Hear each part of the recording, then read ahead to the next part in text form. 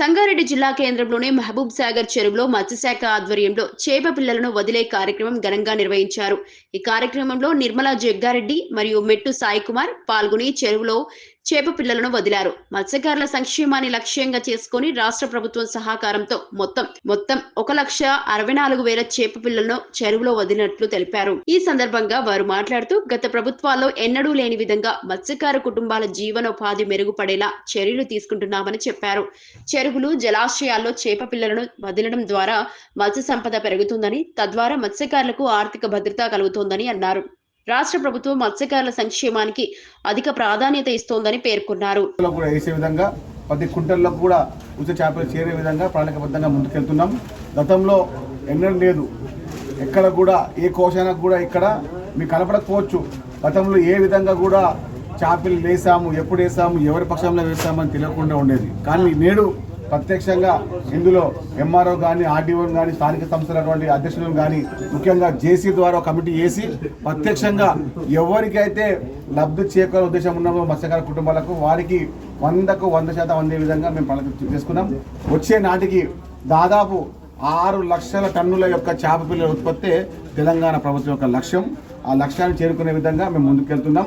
ముఖ్యంగా మీరు చూడవచ్చు, గతంలో ఎక్కడ కూడా చేపలు వేసే సమయంలో ఎలాంటి ఆధారం లేకుండే, ఈసారి ఆధారం పరంగా ముందుకెళ్తున్నాం.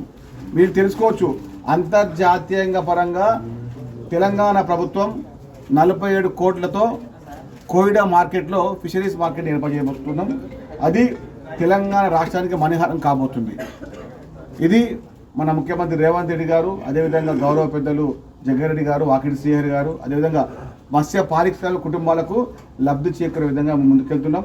దీనికి తోడుగా, దీనికి నీడగా మత్స్యకార కుటుంబాలు అండగా ఉండడం తెలుసుకుంటాం.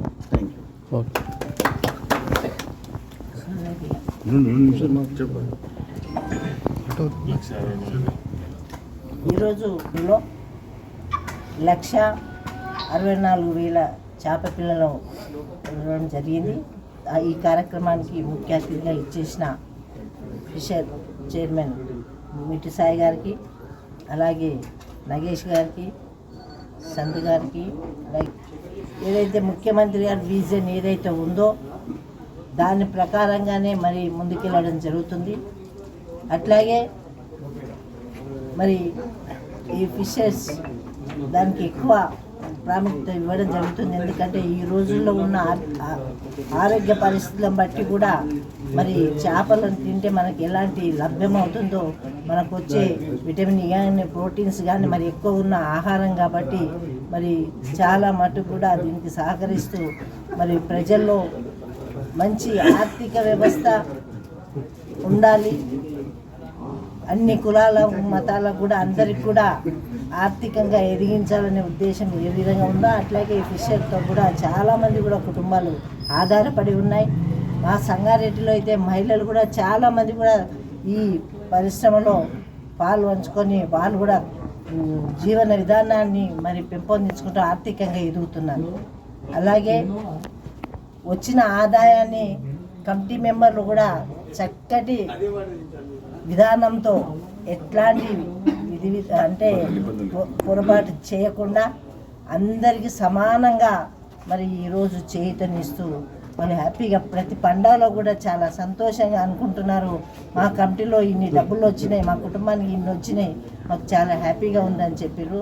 మరి ముఖ్యంగా ఈ చెరువు ఇన్ని నీళ్ళు ఉండడానికి కూడా ఒక కారణం ఏంటంటే జగ్గారెడ్డి గారు పూడికి తీపిచ్చి, అంటే ఒక 10-12 సంవత్సరాల కింద అప్పుడే ఒక 2 కోట్లు డబ్బు పెట్టి మరి పూడిక తీయడం, ఈ ఇంత మంచి వాటర్ ఉండడం సంగారెడ్డి మరి ఫిషర్స్ కుటుంబానికి సంబంధించిన ప్రతి ఒక్కరు కూడా మరి ఆధారం అయిందని నేను చెప్పక తప్పదు.